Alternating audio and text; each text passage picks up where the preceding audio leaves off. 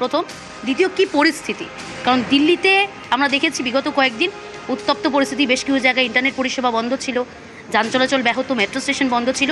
তুমি যেখানে আছো, কোথায় আছো, কি পরিস্থিতি?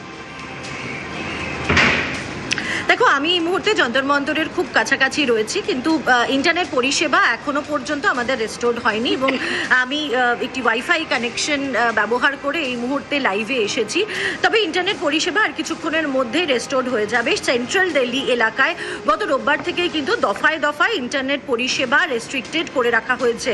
বেশ কিছু মেট্রো স্টেশন সেগুলো বন্ধ রাখা হচ্ছিল দফায় দফায়। প্রথমে 15টি মেট্রো স্টেশন, তারপর 16টি, তারপর 17টি এবং আজকে সকাল থেকে 18টি মেট্রো স্টেশন, যন্তর মন্তর এবং তার আশেপাশের এলাকা লাগোয়া 18টি মেট্রো স্টেশন বন্ধ ছিল।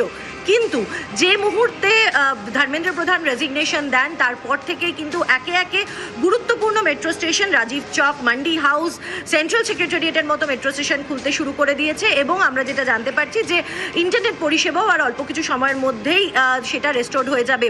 আমি কিছুক্ষণ আগেই যন্তর মন্তরের পাশ দিয়ে আসছিলাম এবং সেখানে আমরা দেখলাম যে ফিরতি পথের একটা কিন্তু ঢল রয়েছে।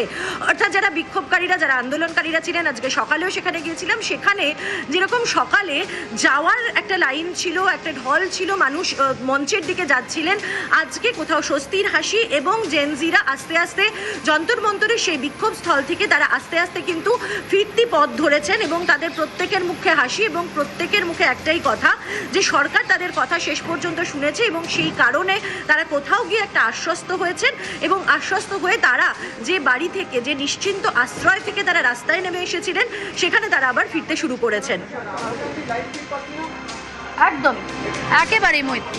বেশ, রাহুল গান্ধী কি বলছেন শুনি একবার।